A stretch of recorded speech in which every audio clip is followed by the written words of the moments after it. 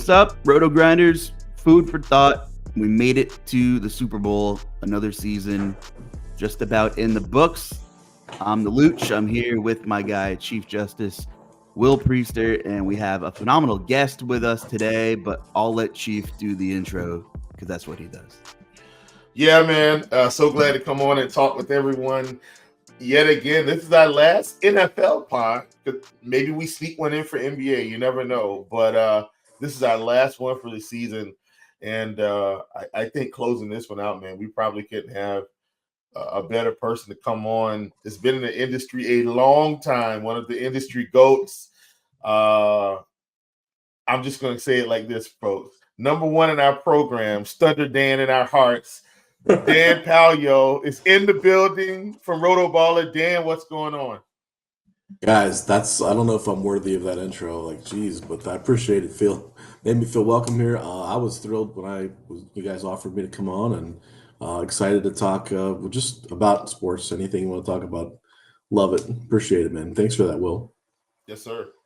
Of course. And for those of you not watching and just listening, he's decked out in his Pittsburgh Steeler attire. So good to get one of my local boys from my neck of the woods on the podcast for once. You're just across Route 78 over there, Dan. Yeah, I know. We're not that far away. We've talked about meeting up sometime halfway, and definitely, like, it's always cool to meet some people in person in the industry, and we'll have to make it happen, man, sometime, no doubt. Yeah, let's do it for sure. Maybe we could do a show from a diner somewhere or something. Yeah, something like that'd be funny. That'd be awesome. Yeah, I'd love that.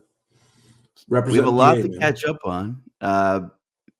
We're kind of smack in the middle of conference championship week and the Super Bowl, obviously. And of course, the stage is set now for the 49ers and the Chiefs. There's already been some line movement and a bunch of things. The props have been released, and we'll get to that. But, we're not going to beat a bunch of dead horses here, for lack of a better term. But we do need to, wrap up and close out some of the falling outs and some of the results from conference championship week. And I'm obviously really excited to hear Chief come on here and talk with me every week, Dan. But we had a pretty good Josh Allen discussion a couple of weeks ago, and Chief was not making any excuses for Josh Allen. And I guess I was feeling generous that day, and I was willing to throw him a bone or two, because of varying circumstances throughout the season and in the game. Yeah. But I want to start with the AFC, and I'll let Chief let it rip. And I want to hear your thoughts if Lamar Jackson's the MVP of the league, hypothetically, and most likely, then are you making any excuses for the guy from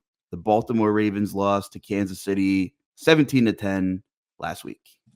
Man, I'm not making any excuses. You're a big-time quarterback. You got to show up and play football. Like, that's not what this is. Like, look, here's what the media is telling you. Oh, you can't blame Lamar. They ran a pass-heavy offense, and this team is built and predicated on running the football, and because they had a bad game plan by Todd Monken, we're giving Lamar a pass. No, we're not giving Lamar a pass. That's ridiculous. Here's why. Lamar's got the money. He's one of the top options at quarterback in the NFL, and the score was 17-10. It's not like the score was 35-7, 28-7. 55, it's a 17-10 football game. And you're telling me we're going to give Lamar a pass because of a bad game plan? Look, I coach basketball. I know it's a different sport. Yeah, I understand sometimes you can have a bad game plan, but you're the quarterback. You can make some adjustments, right? Aren't you able to go up to the line, call some audibles, say, hey, Todd, I know, you want us to throw the ball here. I think we're going to go to an RPO check. I think we're going to go to a quarterback draw check. We're going to go to a inside dive check. Like, there are things you can do at the quarterback position that can help put your team in a position to be successful. So I don't want to hear these excuses for Lamar Jackson. This doesn't make sense. It's a 17-10 football game, right? Once again, if this was some blowout and obviously he had to sit back there and sling it, okay, whatever. The Chiefs just he had a bad day. Lamar did not have as bad of a day as we think. Yes, I'll give him this. Zay Flowers, come on, buddy. Gotta take care of the football, getting to the goal line. Like, I'll give him that. That's a game-changing play. Don't get me wrong.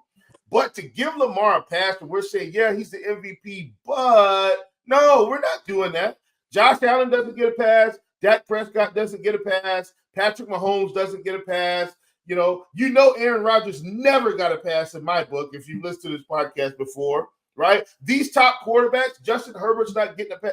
I don't give these guys passes. You make too much money and you're too skilled to complain when you lose a game by 7 points.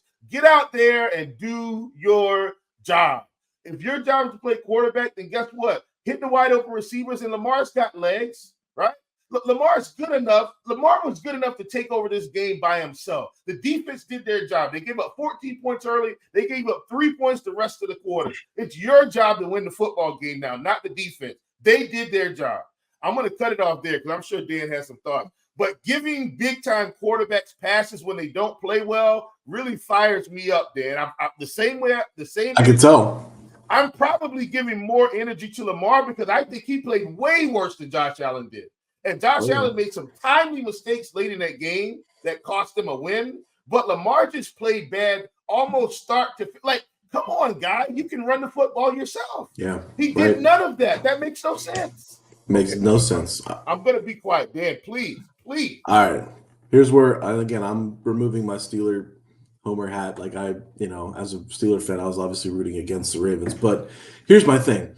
I think it was so bizarre because you see him in that first touchdown that they got where he scrambled around, made a throw, and instantly I was thinking, oh crap, here we go. Like Lamar's in his feels, right? Like he's got then he caught his own deflection and ran with it, and you're like, he can make these plays. 13 yards, by the way, on that play.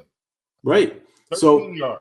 And then all of a sudden he's dropping back and he's looking, he's checking down. He's taking sacks. Like you said, like I was blown away by the fact that he had not run the ball or scramble or make any big plays.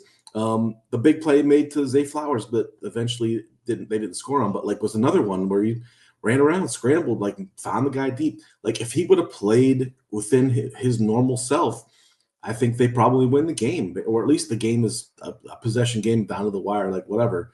It was like he was forcing himself to stay in the pocket to a point where you were like, what do you go run, go do something, make something happen. It was very bizarre. Baltimore got out of their game plan entirely. Kansas City went way too conservative late. I was I don't know what they were doing either. They went down the field twice like gangbusters, and all of a sudden they're running the football and checking it down on third down, and they basically allowed Baltimore the opportunity to get back in the game if they wanted to, and they didn't. It was crazy. I don't know. I had the Chiefs and I was rooting for them, and I was hoping they would win, but the whole game I was terrified because I'm like, if Lamar turns it on, he's 1-2 big plays away from just totally swinging this game back around. And like you said, I don't think you can make any excuses for him. The whole playoff Lamar thing is going to hang over his head for a while yet until he can show that he can win these big games. I'm sorry, but the win over Houston means not much to me. Houston probably shouldn't have been there in the first place. We know they were playing with house money, they were overachieving for what they had done. So that win doesn't really do much for me. And until we see him win a big game, I think Josh Allen the week before had a better game, obviously a much better game statistically against the Chiefs, and had better stats than Lamar most of the season too. But I don't know. He'll probably get the MVP. It's a regular season award, mainly because they had those huge wins down the stretch where they blew out the Niners, they blew out the Dolphins. But for me, Josh Allen led all the quarterbacks in total touchdowns, brought his team back from 5-6 or whatever, all the way to within a field goal from the AFC Championship. Now he's probably my guy if I had to take a pick, but I think Lamar will probably win it. I can't sit here and say that the Baltimore staff did no service to Lamar Jackson. No. Three early down running back runs in the first half. It's mind blowing. I get it. Lamar needs to take accountability, at least a majority of it, but it's more like a 65-35 thing. If I'm trying to call it, Luuch. I have to put a little bit of blame on Todd Monken and the game plan. And I understand, but who knows what those closed door discussions were? Maybe Lamar really bought in. Lamar, I'm a quarterback, not a running back. I can do this. If this is the game plan he's calling, I got this. Luuch. I mean, who are we compared to them? I can't. Here's my argument. This is my only argument for the quarterback position. Like, if you're an offensive lineman, we're having a totally different discussion here. Wide receiver, listen, as at the quarterback position, when they're paying him this type of money, you don't think these guys have the freedom to say, okay, he called X slant, 22 cross, dip, right screen, whatever. I'm just making it up. You don't think he's got the autonomy to come up to that line and say, wait, 1, 2, 3. They got 3 in the box. I don't like that call. Check. Hey, this is what we're doing now.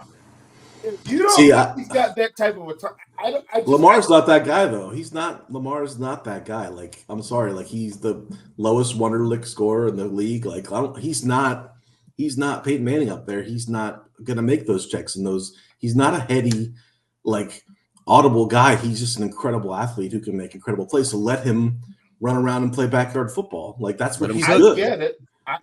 Here's what I'm saying, Dan. He's not a check. He's not going to go up and check like Peyton Manning, and he's not that guy. And that's okay, right? That's okay. Right. Yeah. Right.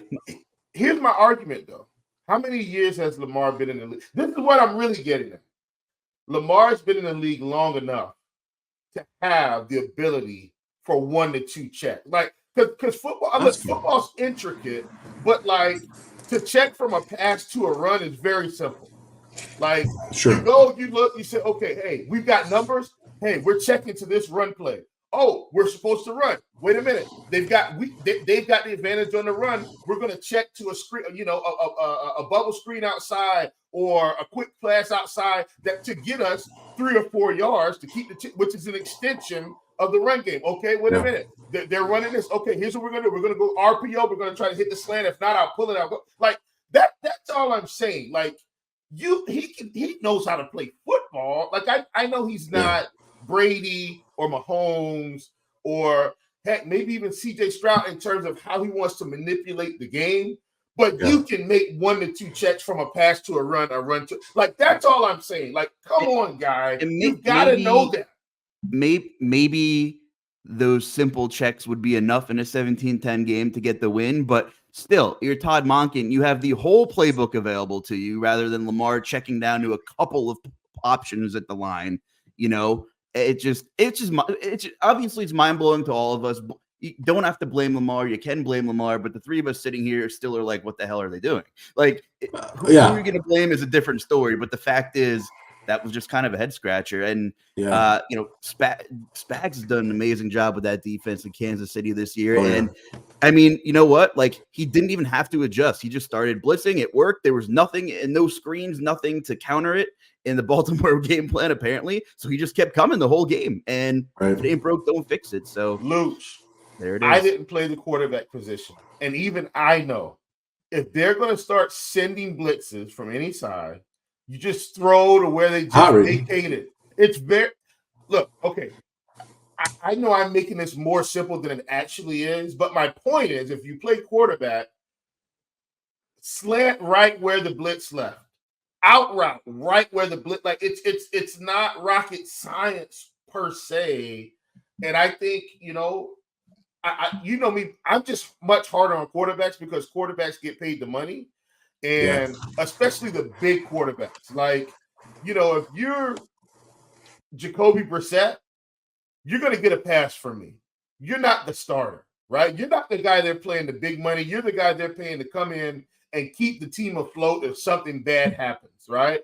I'm probably a little bit hard on Andy Dalton because he gets paid elevated backup quarterback money because he could probably still start somewhere. Dan. Like if the chips fell his way, he could still go somewhere and start. Like he's just as good as Geno Smith to be, as an example. You know what I mean? Like I'm saying that's possible. But when you're Lamar, you're getting 200 plus, and all these guys, like you get paid, in my opinion, to help the organization keep moving forward when things don't go right. Like Brock Purdy's making $900,000, and I'm not trying to look. We understand his draft position, something he's going to get paid. Don't get me wrong, but Brock Purdy is out here doing Brock Purdy things and helping this team win. And that's your job at that position. You get paid to lead the charge when things are going wrong, and Lamar didn't do that, and that's my thing. he didn't do it. All right. Yeah. I promise I'm done now. I'm done. I really do think you're both right, and I hate to be the split in the middle here, but I do think that the game plan was bad. They could have scripted a better game plan for him, but at the same time, it does fall on Lamar. Like, he can't. When we saw Brock Purdy, like, use his legs. Brock Purdy ran for more yards in his game probably than Lamar did. Like, I was blown away that Lamar didn't just kind of flipping back into Lamar mode and just do his thing. But hey, at the end of the day, I had the Chiefs, so I was happy. And I think the Chiefs are going to give us a really good, fun matchup for Super Bowl II, since we'd already seen the Baltimore San Francisco game this year. We're gonna see a whole new matchup. So yeah, and we didn't bring you on the show to be nice, Dan. You could tell us we're wrong. No, that's all right. I mean, I really do think that you're both partially right. You made a good point about Baltimore really hammering kind of bad teams, and Chief and I have talked on the show all year that there just was a gap between, for most of the season, Baltimore, San Fran, and the rest of the league. And, they were kind of our two first-tier teams. And then the second tier of contenders or teams that you think it would be a nice idea to make the Super Bowl, there's probably 14 teams that just have glaring holes somewhere. And, Baltimore really hammered some of those bad defenses. And Kansas City was the best defense that Baltimore had to play all year. I mean, True. Baltimore has been in a couple of shootouts, but that was the first game where the defense was really rattled in a big moment. Objectively, the biggest game at M&T Bank Stadium, hosting a conference championship there.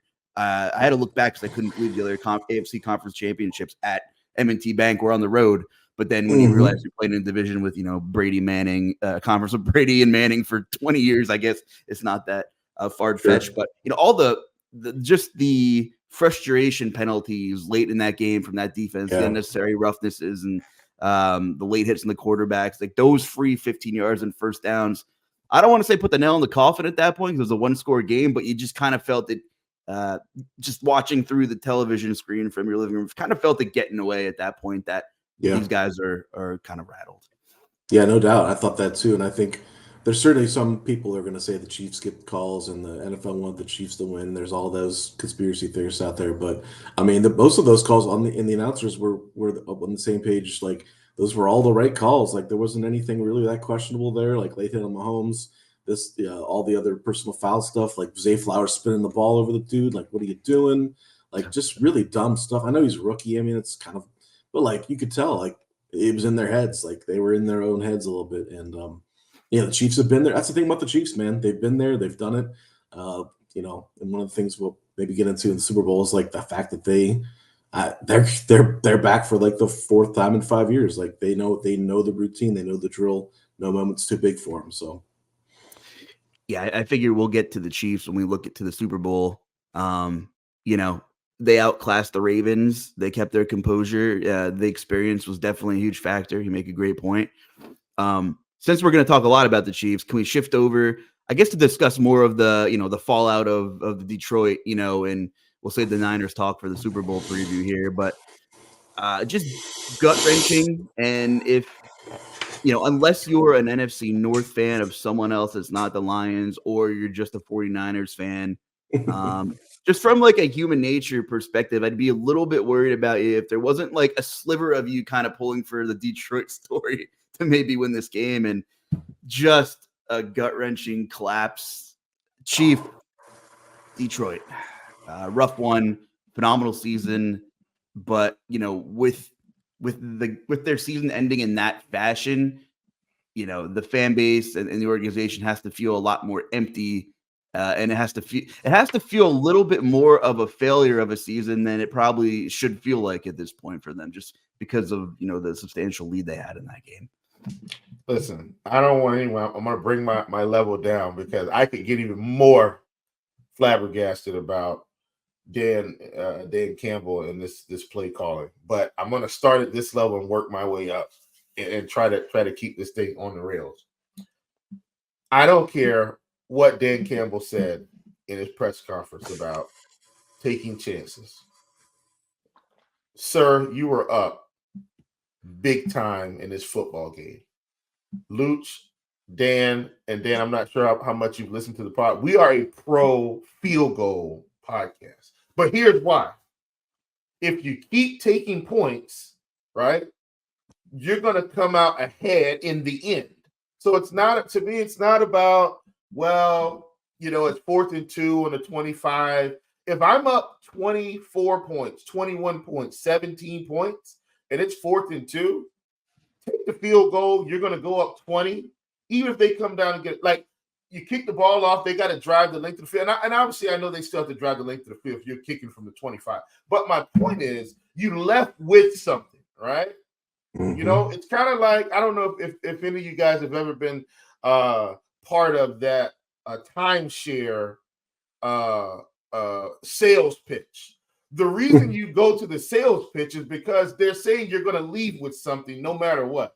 So I don't have to buy the timeshare. They're going to give me a free dinner. They're going to give me tickets to a show. They're going to give me $500. Like, they're going to do all these things to try to sell me on the fact that I should, right, buy this timeshare. But all I have to do is keep telling them no and take what they're offering. And I feel like the parallel here is Dan Campbell went to the marketing pitch and decided he was going to get in a battle with the timeshare people that he wasn't going to win. He didn't take what they were offering. They said, hey, here's this nice field goal, right?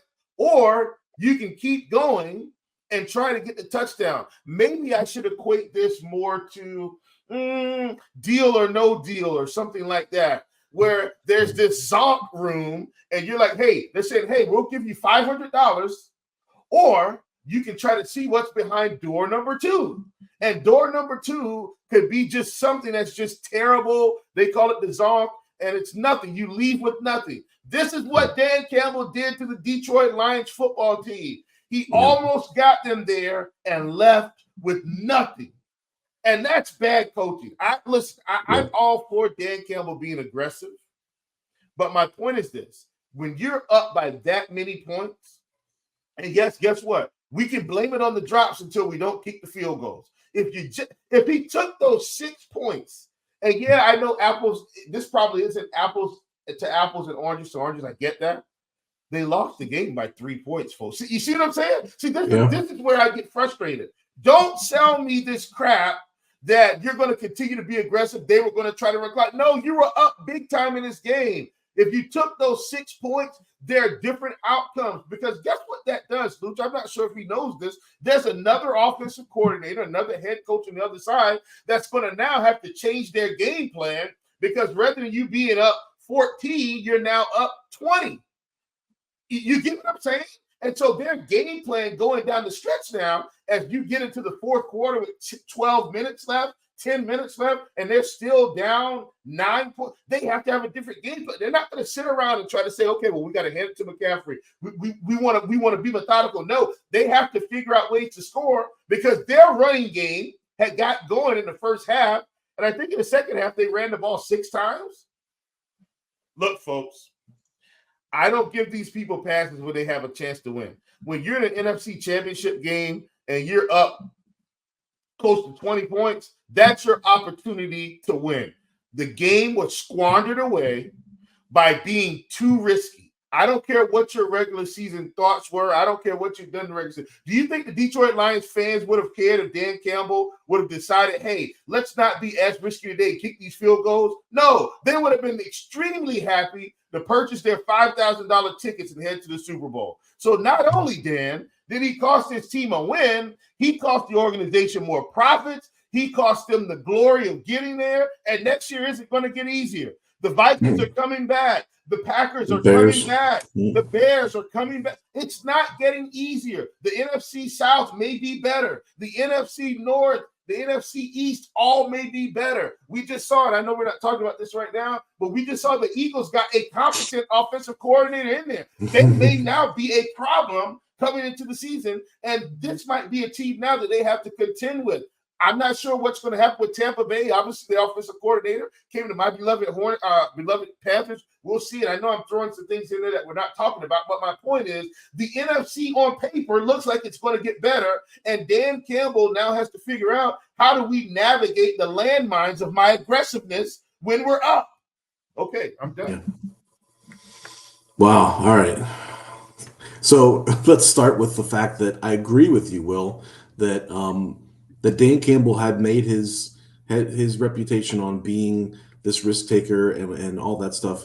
But this game could have been coached differently. The moment is bigger, the game is bigger, the situations are different. It's different when you're like the Dallas game. They're tying it up. They want to go for the win with the 2-point conversion. That's a different scenario than it is being up 14, trying to go up 17, go up 20, whatever. Totally different scenario, totally different outcome, or totally different, like, let's just say stakes, right? In terms of what's at stake. I agree with you. First of all, those guys obviously want to run through a wall for him. Like he is such a leader of men, and he has that charisma and that players coach, the whole mentality of that team, the whole direction of that team. It's awesome. It's a great story. I'm a huge fan of his just for that fact that he did that. He turned that around so quickly. The culture of that franchise, that's not easy to do. But at the same time, man, there's the coaching is not just that part. There's so much of the X's and O's. There's so much of the situational stuff. One of the reasons why, and I don't know if we don't have to get into it, I'm not the biggest Mike Tomlin fan, is that he's done similar things. Like, he's not a great in-game coach. The guys love him. They'll play hard for him. But the other aspect is making the right decisions and the tough decisions, the ones that might not be as popular. When your players are sitting there saying, let's go for it, let's go for it. Like, clearly they want to go for it. And you have to be the guys like, no, we're going to kick, right? We're going to kick. It's not the fun thing. It's not the exciting thing, but it was the right move. And he botched it. And like you said, it hurts more because if Detroit goes in and they trailed by 2 touchdowns the whole game and lost, their fans are like, hey, that was a great season. We made it. But the fact that they were there and they were literally just dominating that game. There's really no excuses. They were dominating on both sides of the ball.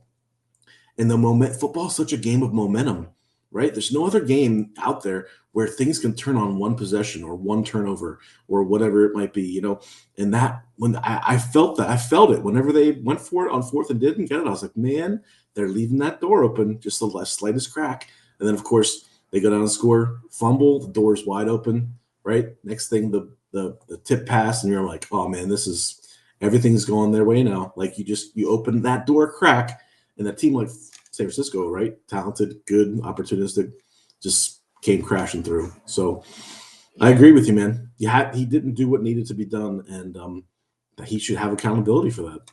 That moment was the long 4th and 2. I'm okay. You go for it. You don't kick the first field goal. That's fine. You don't extend the game to 3 scores, and you go for it on a long 4th and 2. And I get it. Badgley doesn't have a good track record, but that's your kicker. And you extend that thing to 3 scores, and maybe the momentum and everything doesn't snowball out of control. You have a bunch of guys who haven't been in a game of this magnitude before saying, oh shit, here we go, right? As soon as you don't get that 4th and 2. And that's where, like, the human nature, where the analytics police is coming to knock on my door, but that's where the human nature component comes into play. And you have an inexperienced, roster full of guys who are kind of on their heels at that point a little bit. And just really disappointing. And, I agree with you. Great story. I'd run through a wall for Dan Campbell. He deserves a key to Detroit for turning that culture around to the city for sure. But 4 years from now, like, it might be do you want to go from good to great thing? And Chief and I, and it's no disrespect to Dan Campbell, but I feel like we have similar thoughts here, Dan Palyo. I feel like, he's just, but it might be a good segue because there are some really big coaching candidates, big names, who didn't get hired, and you just see the league turning to offensive-minded head coaches, and the turnover rate among offensive coordinators is unbelievably minuscule. And we're not going to dive into it just yet, maybe in like 90 seconds, but Brian Callahan was the longest tenured offensive coordinator of 5 freaking years in the NFL, and now he's the head coach of a football team. So, you have all of these systems put into place and maybe young teams buying in. But if you're a head coach who puts 90% of that responsibility on your offensive coordinator, you better hope you have a keen eye for a revolving door of talent that you can remain consistent throughout the years with your game plan. And again, that's not Dan Campbell. His his strengths, it should be motivating and making in-game decisions, and he's failing miserably with the in-game decision part. Obviously hitting a home run with the culture change and having the guys play for him. But and I think the saving grace is Ben Johnson decided to come back, which we'll get to momentarily. But the situational clock management. I mean, I feel like I could pull a handful of the top Madden streamers in the world, or even the average Joes. I mean, hell, pass me the decision-making button, because the end of this game was also mind-blowing, which are Dan Campbell decisions. And he didn't do this, but I'm not a fan of, and it's just my opinion, taking timeouts before the 2-minute warning. He didn't do that. But when Detroit went down there and tried to punch it in, about a minute left on the clock, they burnt timeouts. So if they didn't get the onside kickback, they were completely dead. They didn't have 3 timeouts to stop the clock, and that's exactly what happened. No one told you to run the ball down near the goal line and burn a timeout. No one told you to go for the score. You could have kicked 3, and then if you don't get the onside kickback, you have 3 timeouts to maybe get a stop. There are just more outs to extend your season, but I understand you shouldn't have been in that position in the first place. It's almost like here's Dan Campbell doubling down again after he screwed up. Kind of like in the Dallas game where they did get a little bit screwed, but he doubled down and, went for it after the penalty. He just doubled down and said, these are my guys and we're doing it. And I guarantee there was some influence from his players, like you pointed out, but it's just like, you see the gifs that make so much sense in the memes about Dan Campbell on the blackjack table hitting at 20. And I just feel like that's what he kept doing. And at some point you got to take your chips, put them in your pocket, go to the cashier window, take a girl out to a nice dinner and call it a night. And unfortunately, nobody had a nice dinner in Detroit that night. So, Luuch, this is what we keep saying, though, right? Like this is the problem. I'm not I'm not surprised that this happens at all.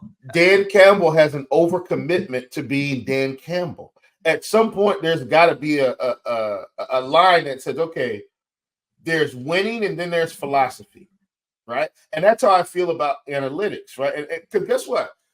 People probably think we're anti-analytics folks. We're in the fantasy sports business. We are pro. This is what we do every day. And so what we're trying to tell you is there's a line between common sense and analytics that we have to bring together. We're actually all on the same team because guess what we want at the end? The W. We want to win. Right. So the analytics have their part and the common sense has their part. And I think Dan Campbell is operating in himself a little bit too much, right? There's a way to be aggressive, and there's also a way to say, you know what? In this situation, I would usually do this, but we got the hopes and dreams of a whole city on our shoulders. Let's keep finding ways to cement the fact that we want to carry this city to a Super Bowl. Because here's the thing. Detroit's been bad so long, but now they're actually good. And guess what comes with being good? Expectations. People are expecting Detroit to come back and win again. Like it's not happenstance that the Run Barry Run documentary came out this year, right? We saw in that documentary Barry Sanders getting there. There were immediate expectations because he was a generational talent. And they had some chances. They couldn't capitalize on them. And folks, listen. This team feels like they might be in that boat. This was their chance to get there. Even if they didn't win, that city would have been extremely happy to be in the Super Bowl. They didn't even get to taste the glory of it. And that's on Dan Campbell. I know players drop passes, but come on, man. And I'm going to leave it there. I think what you mentioned earlier about how tough it is to get back is relevant because regardless of what everyone else in the league is doing, everyone else is going to improve and get better. But it's so hard to maintain, winning in the NFL from year to year. The schedule gets harder once you had a good year, right? Everything changes. You got the target on your chest the next year. I mean, we see so often teams struggle to get back just to the playoffs, let alone make it that far. So it's going to be a tougher division. All those points you made earlier are really salient in terms of this was kind of a big opportunity for them. And to use the blackjack metaphor, one of the most important things you do at the blackjack table that no one wants to do is surrender, man, is fold it. Give me half my money back. Give me half my money back, right? And I'll play the next hand. And he like you said, he we probably want to move on from this, but at the end of the day, he's accountable for that. He has to look in the mirror probably every day from now until next season and think, what if, right? What if we kick there? What if we do this differently? Because they felt like they had that game. It really did. Well, yeah. I feel like we can take 15 minutes, and I can combine a lot of things into this segue here into I want to talk about a lot of the coaching movement, a lot of new head coaches, new coordinators, a lot of teams missing pieces. And I think the saving grace for Dan Campbell and the Lions is Ben Johnson and Aaron Glenn both interviewed for head coaching positions. And I don't know if Aaron Glenn is confirmed back, but he didn't get any of the open vacancies. I would imagine he wouldn't take a lateral move and go somewhere else to call a defense. But it seems like they're both going to return. And Ben Johnson was a huge commodity, one of the younger, highly touted, more brilliant offensive minds. And that's huge for Detroit if they want any kind of replication of success, because, after losing a heartbreaker like that, I just would hate to see someone come in and implement an entire new system with a team that really, like, everything was starting to click. And I can use this analogy because I watched a lot of the Lions. That Lions team, and me as a Titans fan, reminded me so much of the 2019 Titans team, because you had Arthur Smith there and you had Mike Vrabel. And what happened when Arthur Smith left? Mike Vrabel promoted his friends from within the organization. Todd Downing was the offensive coordinator, and the Titans haven't scored 30 points in a football game in 2 years. And not only that, but the pieces were similar. You had a statue quarterback in Ryan Tannehill who thrived off play action. You had one major weapon in A.J. Brown. You had competent tight end play with Jonnu Smith and Corey Davis on the other side. And you had a good offensive line. Like, it was the same blueprint. Can Jared Goff go out there and win you a game? Can Ryan Tannehill go out there and win you a game? Both had phenomenal seasons. I think I'm not calling either one a system quarterback, but I think they both had really nice systems put in place with really nice talent and a really nice offensive line. So obviously Jared Goff had a great season. I'm not saying that, but I think the similarities were different. And that was a prime example of a similar offensive structure and an offensive coordinator leaving, and the ramifications of that kind of trickling down for years, especially when a head coach is too stubborn to outsource for talent. And you know that damn well, Dan, because you're a Pittsburgh Steelers fan and they never do anything. But you must have been partying from your rooftop when they let go of Matt Canada midseason. And I know Arthur Smith probably isn't like the headline coaching change here, but since I kind of made that analogy, what are your thoughts about Arthur Smith? Obviously, he failed miserably as a head coach with Atlanta. Completely different role, though. So I don't know. What are your expectations here? Well, I mean, I wasn't thrilled with it, obviously, mainly because just his reputation this year. But I think it's fine. I think he doesn't. Where he struggled was with being the whole leader of men aspect, and the terms of like being the voice of the team, and that's something that Mike Tomlin does well and is very successful with. If he's just going to be X's and O's, right, and drawing things up and scheming things, I think that's probably fine, and it's a good fit. It feels like a little bit of a safe play by the organization because they know they have a good offensive line and they have a couple talented running backs, and they're trying to build through that. As a Steeler fan, it would have been nice to make a little bit of a bigger splash. I don't know if what else they could have done, but I mean, they're basically building with what they have. Obviously, there's still huge questions at quarterback that are going to hold them back in terms of how just getting over that hump of being, mediocre or slightly better than average, which is what they've been for, the last 5, even 10 years. That's the knock on Tomlin. The reason I'm a little bit anti-Tomlin is that, he's got this organization to be good but not great, and hasn't really won in the playoffs in I think 7 or 8 years now. So it's, again, feels safe. Maybe it's the first nail in Tomlin's coffin in terms of like if they end up being bad for a couple of years. I think people are waiting for them to. I know the whole Mike Tomlin's never had a losing season thing is like a thing, but like how is it good being 9-8? Like, is it useful being that? Because you end up being, you don't get a good draft slot. right? And then you don't get a chance to really rebuild, and you're kind of stuck in this purgatory, which is, I know as a Titans fan, you could probably relate to, because the Titans have been somewhat in that same slog, right? Of like better than the worst teams and like competitive, which is a credit to their coach. I love Vrabel, but at the same time, you're not doing yourself any favors in terms of accumulating draft picks and making sure you have some stock in the draft. For sure. If I had $1 for every time that Will Priester said some guys are just better coordinators than coaches, maybe Arthur Smith is that guy. And yeah, maybe he bit off a lot more than he could chew. First time head coaching gig, Chief. Pressure from Arthur Blank, who maybe has irrational expectations, and a quarterback who, quite frankly, isn't very good. So maybe there just wasn't a fair shake there. Yeah, I mean, if you have any Arthur Smith thoughts, I mean, there are a ton of coaching moves around the league, we could talk about. Is there any one of them that surprised you, Chief, the most? I think, and I think I text you this, Luuch, as a matter of fact, when we started seeing kind of the mass hiring, and I think I texted you after Raheem Morris went to Atlanta, and it's about Arthur Smith and everyone all combined. So I'm getting there, but I said, looks like the league is, as a whole, in terms of the owners, the management teams of the league, looks like there's a shifting of the guard here. Because when I text you, Luuch, what I said was a lot of the old guys got no hires. They want new, fresh blood. I think that's what I texted you, or something to that effect. And my point behind all of this is I'm actually pretty shocked at most of the hires, because most of the old guys, like I think we thought for sure Bill Belichick would have a job. He has no job in terms of a head coaching opportunity. A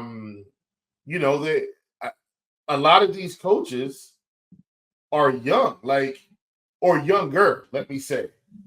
Jim Harbaugh gets the nod. Gerard Mayo gets the nod. Obviously, they had a plan, a succession plan that we didn't know about, obviously, but it was in his contract. Interesting, right? Gerard Mayo gets the nod.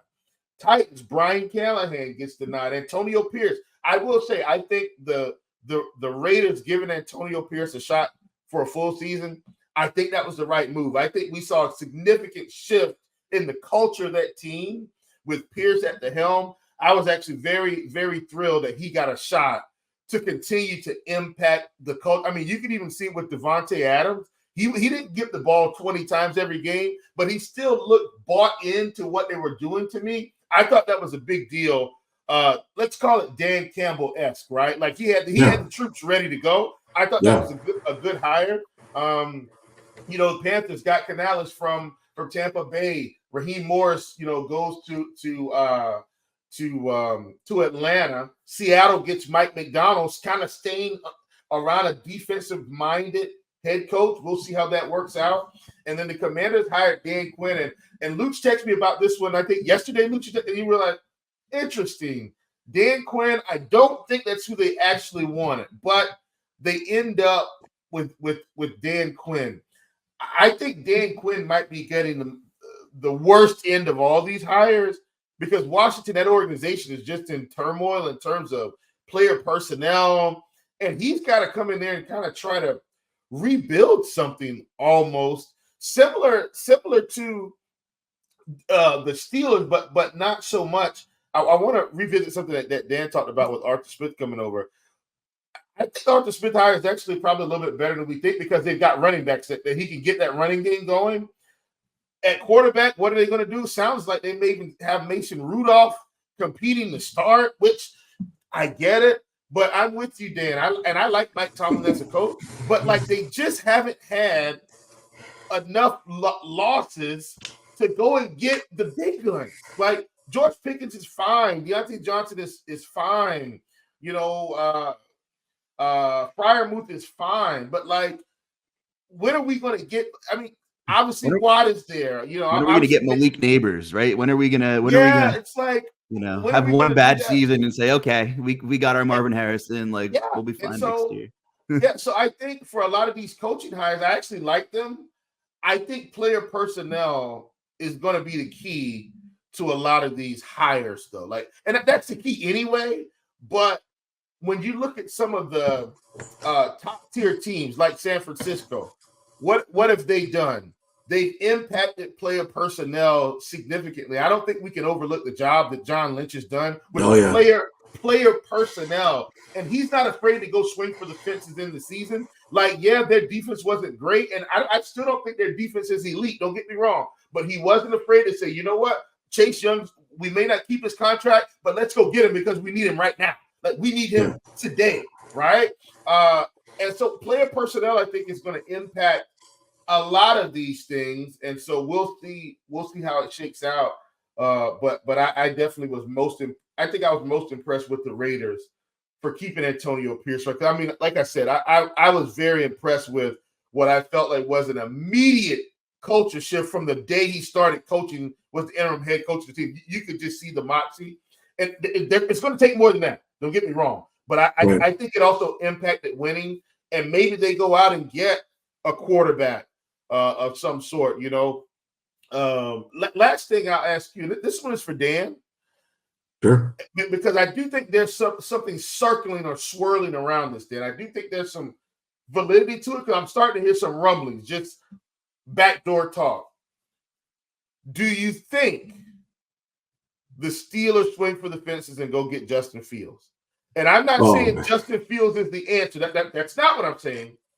What I'm saying is, do they think Justin Fields is better enough than what they have to try? Because at this point, I think Fields is leaving the Bears. I think there's some trade that's going to happen. How do you feel about that as a Steelers? Because it is starting to pick up some steam, like in just low-level media. Like it's getting a little smoke. Like, so I'm just wondering, like, what are your thoughts there? Do you think he's a better option? And if he is, I hope it's not Desmond Ridder 2.0. Clearly, he's better than Desmond Ridder. But I'm saying I feel like he'll try to use him in the run game, which actually might help. But just want to get your perspective as a fan. Listen, I would support that 1,000%. I think the idea of swinging for the fences here makes sense. We saw enough of Cody Pickett to know he's not the guy. Mason Rudolph had a nice little run down the stretch, but is not the guy, right? We have a big enough sample on him. He's fine as a backup. I think that makes a 100. Listen, if you swing for the fences and miss, right, and then you're bad, just be bad for a couple of years and rebuild. But this idea that they're just going to be good enough to beat bad teams, but never beat good teams, be 9-8, 8-9, whatever, like that mediocrity thing is drives me nuts. I think Justin Fields, and I'm not like a huge Justin Fields truther, is clearly better than the options that they have. And if used in the right system, if Arthur Smith wants to get him some design runs, we saw him run the ball incredibly effectively on design runs last year. Obviously we see like a dual threat quarterback is like what you want in the league right now. I mean, there's a few pocket passers out there who are elite at what they do, but dual threat quarterbacks, or at least guys who are mobile, who can run around and make plays like Mahomes, are what you want. And I think it would instantly make this team compelling, right? Because you could potentially elevate some of these receivers and playmakers with a mobile quarterback, with a competent quarterback. I don't even know how expensive he would be. I've heard rumors about what it would take to get him in terms of draft picks and actual players. And I'd be curious to see what it actually costs to get him.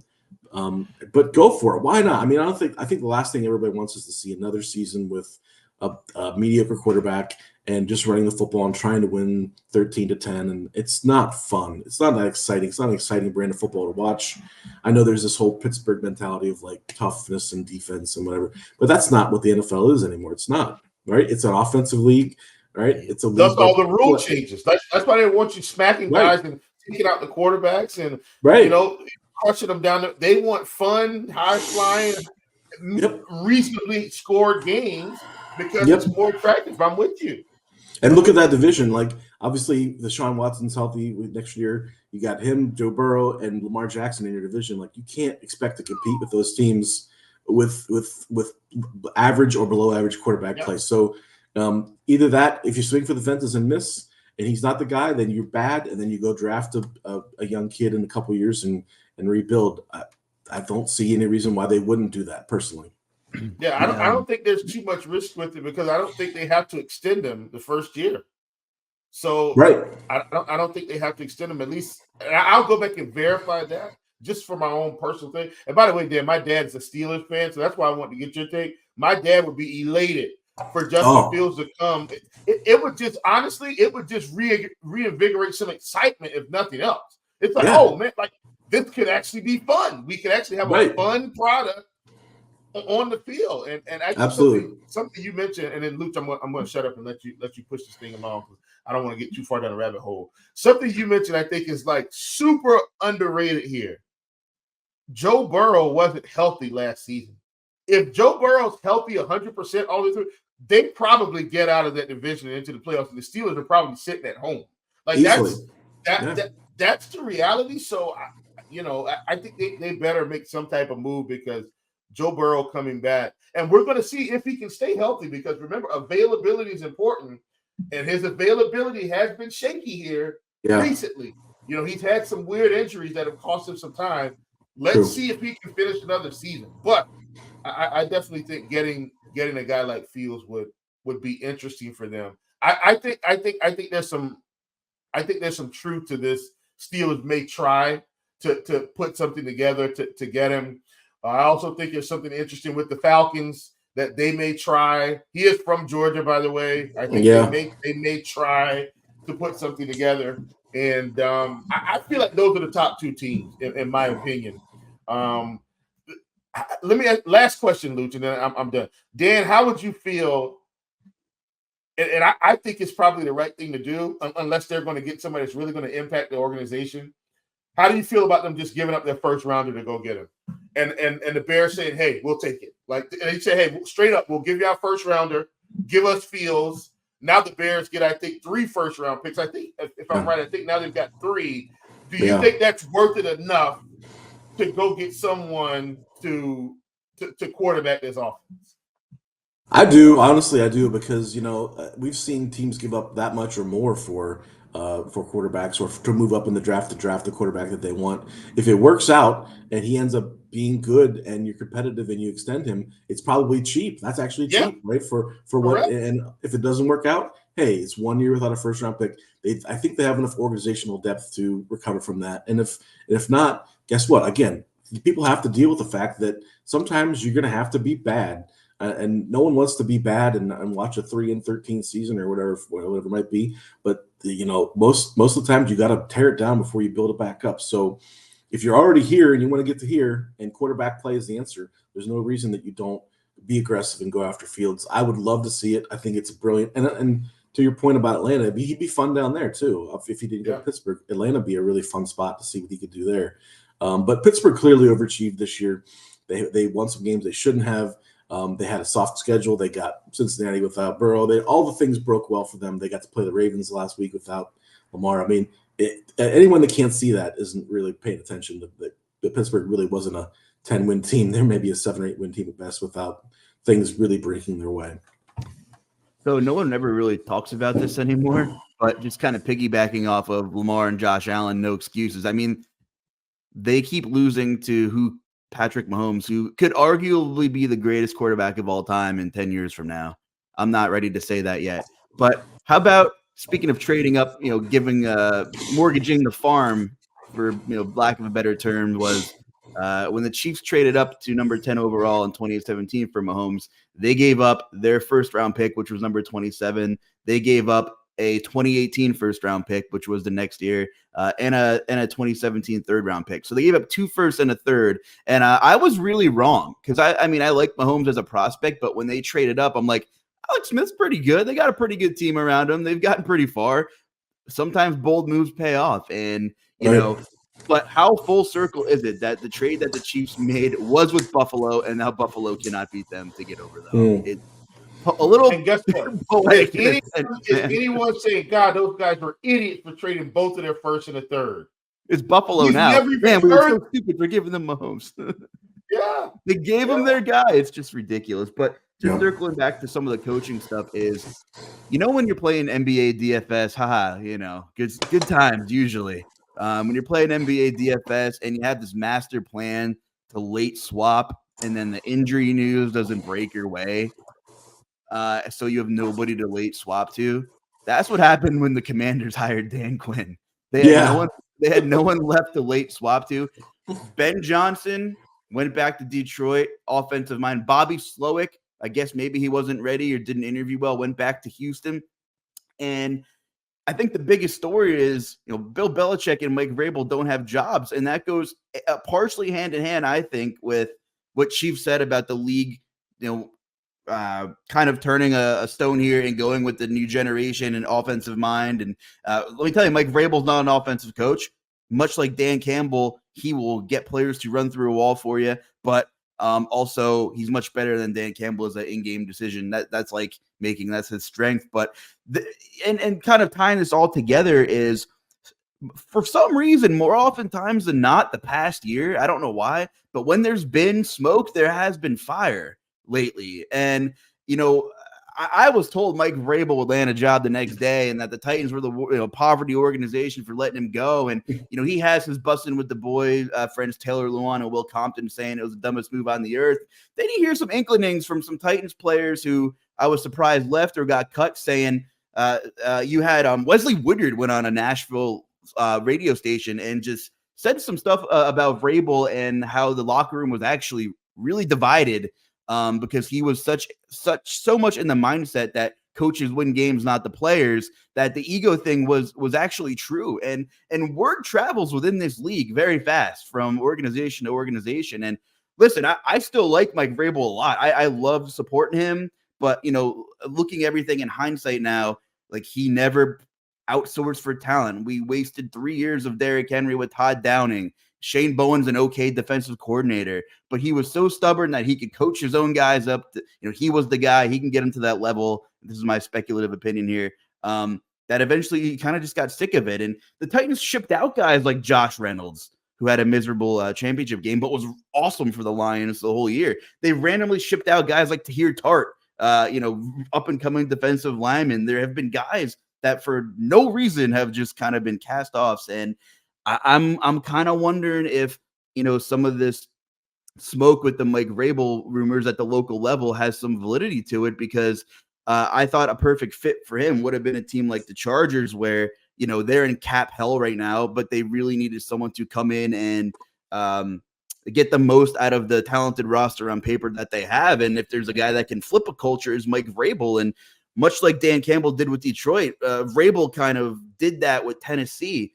But his stubborn loyalty over the past couple of seasons has actually set them back. And I'm getting this Mike Vrabel moment in because I had no other time to talk about it. But, and now people are really backpedaling on Mike Vrabel, and he doesn't have a job. And maybe Andy Reid retires, and maybe Bill or Mike get the job. But Kansas City is also not an organization who is going to give all the front office power to either one of those guys. With the legacy that they've built, there's no way that's going to be a fit with Belichick or Vrabel, who clearly, want control of things. But so it's just a little coincidental that Tennessee has their press conference when they hire Brian Callahan, and GM Rand Carthon, who was John Lynch's right-hand man from San Francisco. I have so much confidence in this guy. Said that a really good quote. He said that hunting at the same time isn't the same thing as hunting together, which I think was a really big shot at Vrabel, because I know there was a big difference of opinions. And for those of you that don't follow the Titans too closely, this is a completely new GM than John Robinson, who botched the A.J. Brown situation. Big time. Rand Carthon got Will Levis in the second round, who's shown some flashes that he's going to be a guy. He went out and got Tajay Spear in his one ACL, and people doubted that decision-making. Now Tajay Spears is like the hot commodity in the fantasy dynasty world right now. And he went out and got Peter Skoronski in the first round. So, I just think it's a combination of a lot of things. We talked about the NFL going to the youth movement, the offense, with the turnover and OCs, you really need a guy who at least has his principles installed in a team for 5 years to a decade to have a little bit of consistency there. And I don't know. I mean, maybe Vrabel and Belichick are out of jobs. If Andy Reid does end up retiring, which is possible, and maybe that's a segue to our Super Bowl talk here. I'm sure those guys would want to kick the door down to get an interview with Patrick Mahomes and company, but it just seems like a weird fit, an organization who has had so much pedigree, who has made the right decisions, the past 5 to 10 years in Kansas City. I just can't see them, conceding to I don't want to say a power hungry head coach, but maybe that's what it is. So I guess looking back, the Bill Callahan hire, I'm pretty excited. He took his dad from Cleveland to coach the O-line. That's fun.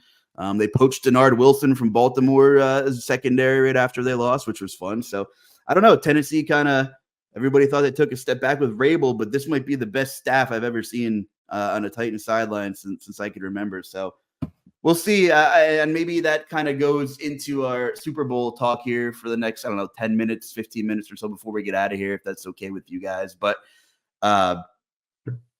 the fun stuff is what happens if the Chiefs win. Does Andy Reid retire? Does Travis propose to Taylor? I'm just kidding, but there are some offshore odds with that. But the things that matter to us right now are that line flipped. I mean, money started coming in on Kansas City, and here we are. And actually, what is the line right now? Let me pull up scores and odds real quick. I thought it was Kansas City +2 this morning. Yeah, you know what? Maybe that is what it was. So the line didn't flip. It did for like a minute, and then it flipped back, I think. Yeah. Okay, so maybe +2 that's for what sure. +2 for sure. Okay, so here we are. So +100 on the money line for KC. Sign me up. Yeah, so you're with the Chiefs for this one. I've been rolling with them the whole playoffs, man. I just think they have looked better, and I think the Niners have been playing with fire, going down both of these games and being lucky to come back. They don't play well from behind, and if they're playing from behind against this KC defense, they're going to be a little bit in trouble. And I just like Mahomes. I like Andy Reid. I think all the experience means something. Kelsey, all of it. But just from a macro view, I think it's silly to count the Chiefs out in any scenario. Yeah, and Chief, I'll throw it over to you. I've been like a little less impressed with the Niners defense, and there was a couple of weeks in the middle of the season where they were a little bit leaky, right? A couple anomaly games where they gave up, 25, 28 points. Mm-hmm. And of course, we've all seen it on Twitter now, but Chase Young just giving zero effort in a championship game last week. I mean, just walking around on plays that he could have made a tackle on and weird stuff. Now there's some smoke where they're considering benching him and some things like that. Just bizarre stuff, but I'm with you. Like even just from the eye test, and I don't think I would have said this 6 weeks ago, but the Chiefs are playing much better football collectively right now than San Francisco is, for sure. Chief, what are your thoughts on this game? Just from like momentum standpoint, or just from the eye test here, how do you gauge these two teams right now? Look, man, I didn't think I would end up here at this point in the season, but I think there's something to be said, because coaching competency in the NFL is a commodity. And so when I look at the Chiefs, and I look at Andy Reid, and I look at Patrick Mahomes, and this is something I tell my son all the time, like, son, don't always go for the shiny new toy. Experience in any sport, baseball, football, basketball, it matters. And as teams go through the ranks and they go through the trenches, like, they learn how to win. And that's something I've told my son, you guys have to learn how to win, right? And learning how to win is a compilation of everything. It's clock management. It's understanding the situation. It's knowing when to take the risk, when not to take the risk. When, and he plays basketball, but, when do we take this deep three-pointer? When do we not take that? Like, some of it's feel, but it's understanding the game, right? And understanding, hey, we're down 3 with a minute and 30 left. I don't need to take a bad three-pointer for a long rebound, hand them another possession, and then they run and get it. Like, you just have to know that, right? And I'm saying that to say, Andy Reid has proven if you hand him a chance to win the football game, he's going to win the football game. As brilliant as Shanahan has been as an offensive play designer, yes. How many times have we watched him almost botch a game at the end? Like how many this season? I'm not even talking about the Falcons Super Bowl. Like that's something totally different. I'm talking about this season, Dan and Luuch. We saw him just botch play calling and game management at the end of a football game. In a Super Bowl where this is probably going to be the best defense he's seen for the whole playoffs, right? And a team where the Chiefs aren't going to most likely beat themselves. Like they beat themselves earlier during the year with, guys not lined up in the right position and guys dropping passes. But I think Andy Reid and Patrick Mahomes, if they get in any type of control of this game, I don't think they're going to relinquish it. And that's where I think the difference will be. I'm going to roll with the Chiefs because I think quarterback and coach are better just in general. And that's not a knock on Brock Purdy. That's not a knock on Shanahan. I just think Andy Reid and Patrick Mahomes, with the addition of Steve Spagnuolo, I think it may be too much for the 49ers for 4 quarters.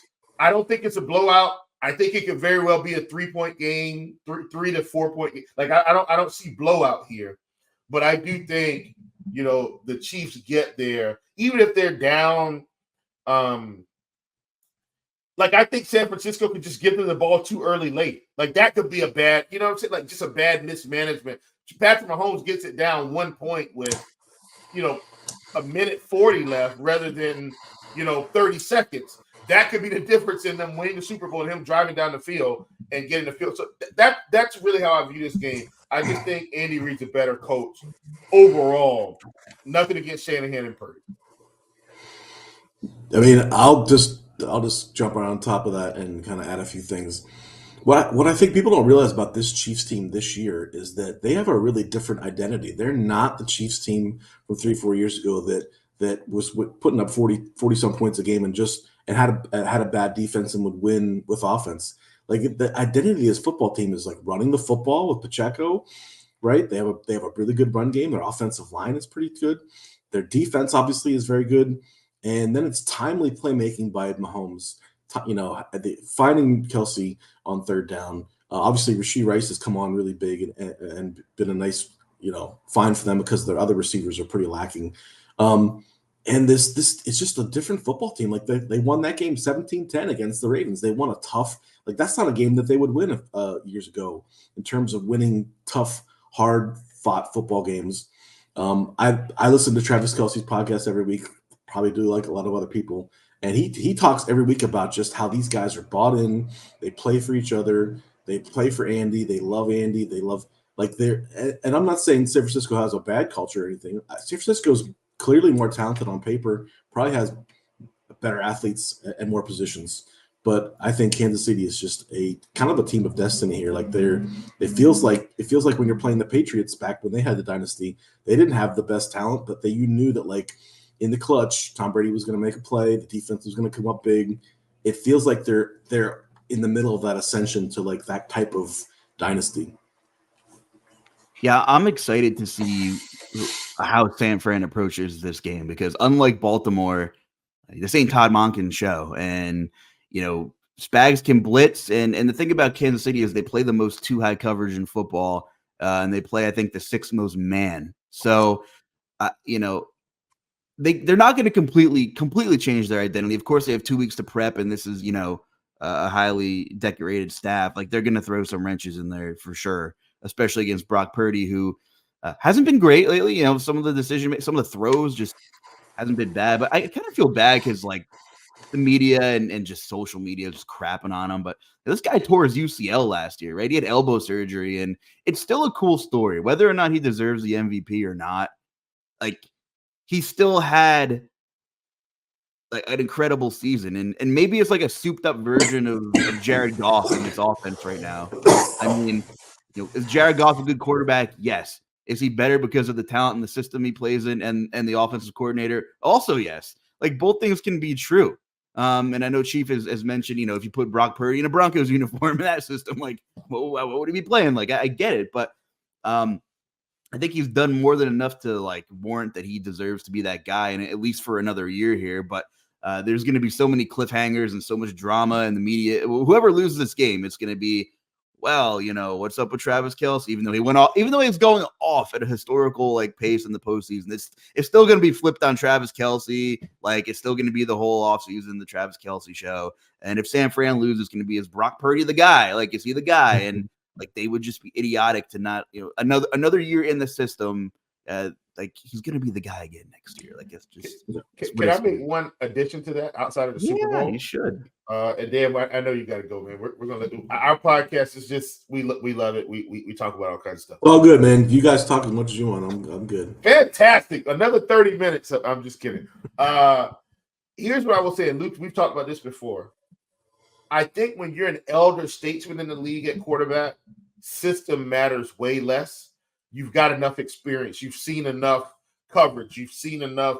You've been in tight moments. You've been in the 2-minute drill. You've been down 20. You've been up 20. Like you've just seen enough and have taken in enough information to probably be able to go anywhere. That's why, and I keep using Andy Dalton because I do think Andy Dalton's probably like one of the best backups in the league in a sense. Like he can probably go to any team and be just fine as a backup.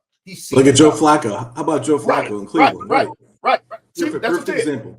Yeah. Joe Flacco goes, and he doesn't get out of this Houston series, but in general, like he was fine. Nothing's going to rattle him like that, right? Right.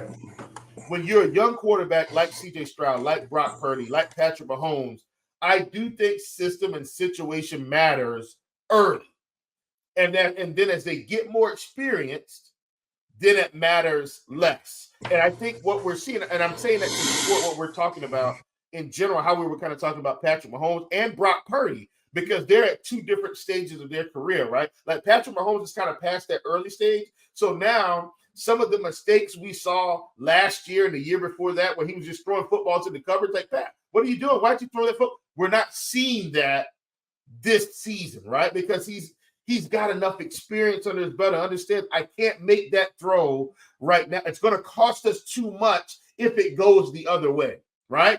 Where Brock Purdy, even in season 2, in a good system, in the Super Bowl, I think we might see him press if this goes the wrong way, Dan. You get what I'm saying? And he might try to anticipate that pass into coverage that he shouldn't. And that's the difference between experience and the younger guys. So while C.J. Stroud looks like the next coming of a Patrick Mahomes type, and he very well may be, the system he's in and the trust they gave him mattered early, right? Versus you look at my guy, Bryce Young, who had a terrible season.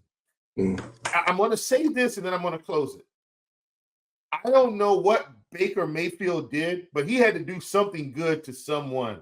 Man, God's smiling on him. He's gotten so many chances, but what have you seen from Baker Mayfield? And I want to give him his props because while Baker Mayfield may not be elite, all those coordinators and all those experiences have helped him to get a job. And we saw a really good Baker Mayfield this season. Why? Well, if he was a rookie, he wouldn't have played as well. He's had McVay and God, he had 4 or 5 different coordinators in Cleveland, had one in Carolina. Like he's just seen so much to now that he had a chance to get some stability. Look at what happened. Not he lit the world on fire, but he showed I'm a good quarterback. And now he's gonna make some money. He's in Carolina. Yeah, absolutely. And so I'm saying that now to bring it back to the Super Bowl. This is what I see for Brock Purdy. I'm not calling him Baker Mayfield. That's not what this is about. This is about saying if he can take these lumps early, he kind of has, whether they win this Super Bowl or not, he gets into this system and stays there. Even if he doesn't finish his career with San Francisco, Brock Purdy's going to have a good, because he's going to be past that area of needing a system to help him along the way. The more experience he gets, the better he's going to get over time. And so I'm going to back this up. I do think the Chiefs win this year, but I think, I think San Francisco has a much smaller window than the Chiefs for what it's worth. Like this is another part of their window. If they don't win this year, I view them in the same camp as Baltimore. It's going to get ugly because they're going to have to start paying a lot of people, Brock Purdy being one of them. I'm also taking Kansas City. Well, All it right, looks like Pete, San Francisco's going to win because, we're here all we on are. it. I'm just kidding. You know how that works. Don't all do right. that. Yeah. RIP to my Bills 35-1 ticket. But before that divisional round game, I did hedge bet the Chiefs to win the Super Bowl 8-1. So at least I have a little something to root for. Any props or early lines or anything catch your eye, Dan? A chalky play early in the 2-week window here seems to be McCaffrey rushing yards. Seems to be a popular look, and like I understand it because they've really been leaning on him. And although Todd Monken didn't seem to watch the James Cook game, everybody else did and saw what they did to Kansas City up front. So, what are your thoughts on McCaffrey in this matchup? And any other props? But do you think McCaffrey kind of gets the monster volume everyone expects him to see? I mean, it's tough because you can't predict the game script in terms of. I mean, Santos is going to run the ball no matter what. I get it, even down. But if the game script flips a little bit, I would get nervous about if they're playing from behind, as they were with Detroit. Because the number's up there, right? It's up around 90 or something, or 88. Yeah, 89. Seen 90 on Prize Picks. Yeah. If I'm going after a big number, I think and it's all juiced up everywhere. But the safest thing is the Kelce catches and Kelce yards. Like we saw what Laporta did against the Niners. Their linebackers are great, but they're not great in coverage. And where can you attack them? Over the middle of the field in the flats. So I think Kelce's probably set for another 8, 9, 10 catches, 80, 90, 100 yards like he did last time. I think that's probably one of the safer bets. And then you can get into anytime touchdowns, like Kelce probably been a guy for KC, Kelce or Pacheco. And then I always like going with Debo for touchdown props where because they do like to give him the ball on some running plays down in the red zone. And of course he has that ability to make a play after the catch. So I rather than bet McCaffrey at -250 for a touchdown, why not go Debo plus 110, something like that for the Niners. Yeah. Looks like plus 175 in MGM. That's a pretty good call. I like that. Well, that's real nice. Yeah. Yeah, for sure. And he's had 2 weeks to get healthy. So, and he played 77% of the snaps. I mean, yeah. He'll be in decent shape, I think. They always here's the thing with Debo, they always have a bunch of like predetermined kind of scripted the first couple drives, especially a couple running plays, screen plays, like things. They definitely design him the football, and they get him the ball in the red zone too. So I like that for like a DFS / betting thing. Debo is probably a guy I would focus on. Yeah, and I'll pass it over to you, Chief, and then we'll start closing out. But with how much man coverage, compared to the league and too high stuff that Kansas City plays, like my best guess is we're going to see some bubble screens and things early. I mean, it just makes sense to if you're having one-on-one coverage on the outside, and I don't know if I have to make some decisions here, but Debo's receptions are at 3.5, and I get it. It's a spread around, low volume kind of pass attack, but I just think we're going to see a lot of short stuff. Try to get these guys in space. If the slot receiver can make a block or two, you can get some explosive plays, as we've seen time after time against this man coverage. If Purdy can deliver the ball on time, like if Spags going to get the same, come at San Fran with the same kind of pressure. It's going to be an interesting chess match to watch. Two brilliant minds, and Shanahan up against Spags, and seeing what kind of chess match we get on Sunday.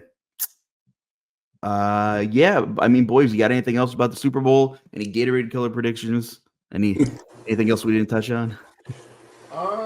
And just in terms of passing, I'm as of right now, I feel like I'm leaning under on both passing props. Believe it or not, like I just think, I think the Kansas City defense is going to be able to limit Brock Purdy here, at least early enough in the first half to maybe hold him back a little bit. Like, I mean, on the books, he's at around 245 most places. I like the under there for a variety of reasons. And then with Patrick Mahomes, you can't get him at 262.5 on FanDuel, which is 2 yards more than where most places are. And it's not about, do I think these quarterbacks are really good? I think they're both really good. Obviously, we consider Patrick Mahomes elite. I just think the game plan, and I think, Dan, you mentioned this, and I think it's incredible. Like, when's the last time we've seen a Kansas City running back get 18, 20 carries a game? Like, that's what we're seeing with Pacheco. And I mean, they'll sprinkle in CEH for 1 or 2. But I mean, I think one of these games, did Pacheco have 24 carries? Like, I think he might have 24 carries in one of these games. Might have been the last one, but don't quote me on that.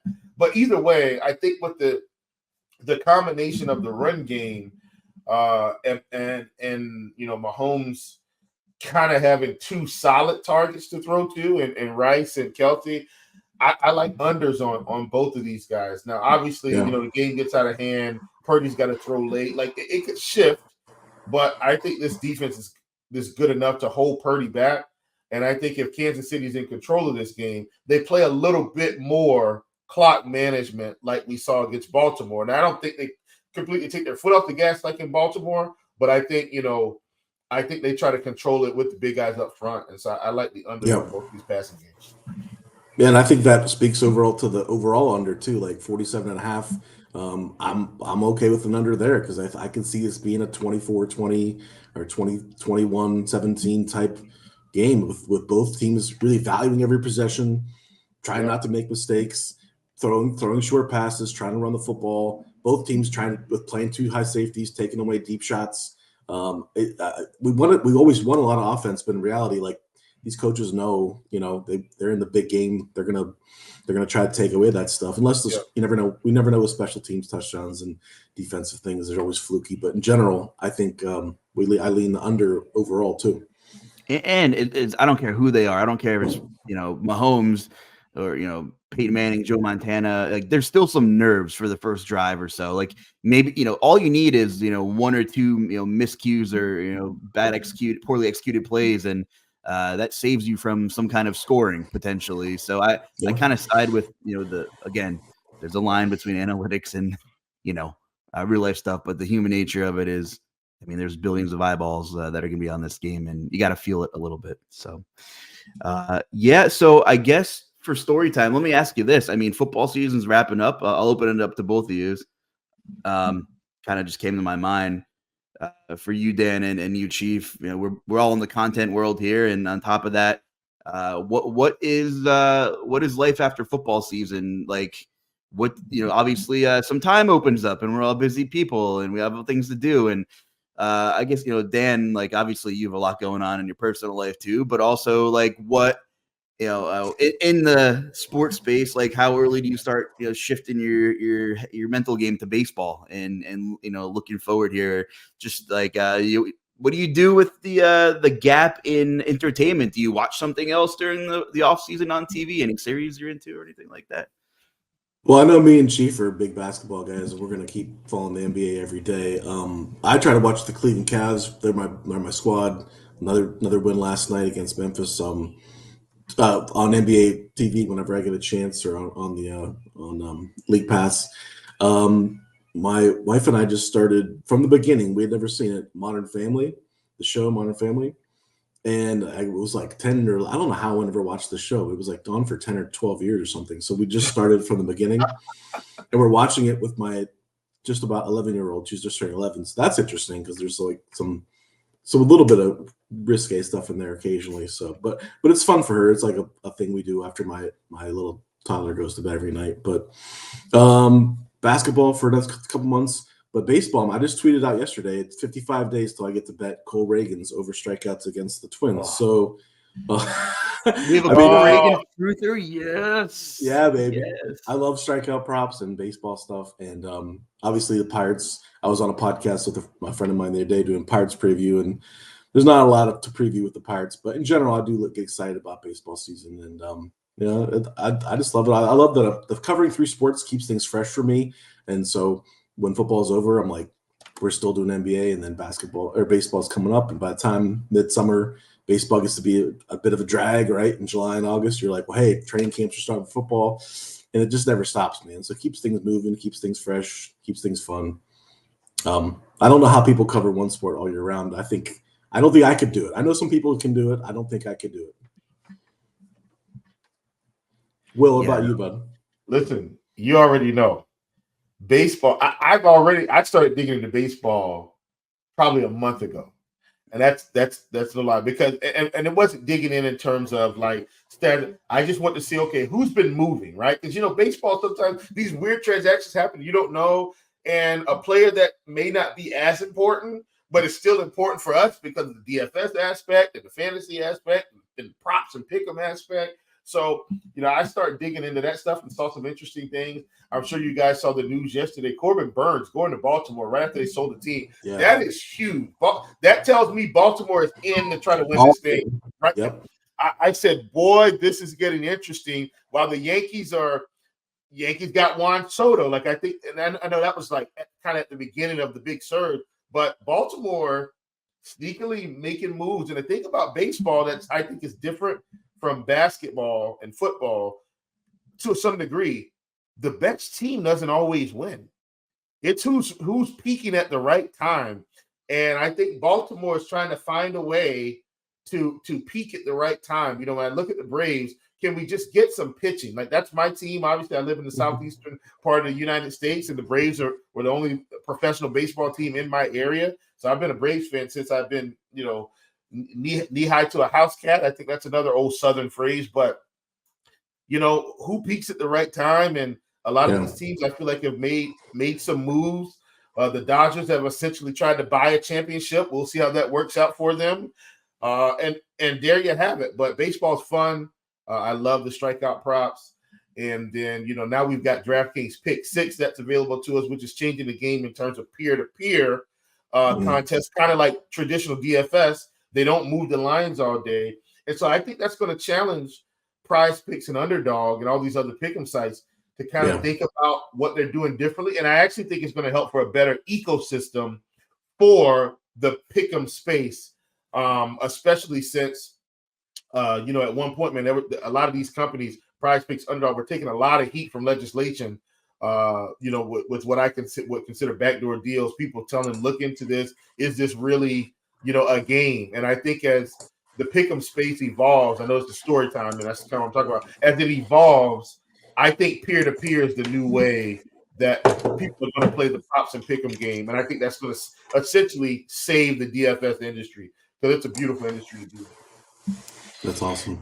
Yeah. So some national but local news is Punxsutawney Phil did not see his shadow today, so he said early spring, which means pitchers and catchers, baby. We're there. We're ready for some 40-degree baseball weather. I'm looking forward to it.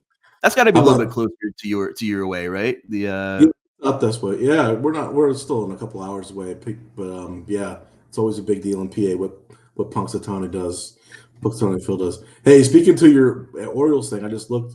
They're plus 600 to win the AL, third best odds now behind the Yankees and Astros. So maybe time to get a bet in, right? I love the young core they have in Baltimore. It's only about 75 miles down the highway here. It's actually closer to Baltimore for me than Pittsburgh or Philly to get it.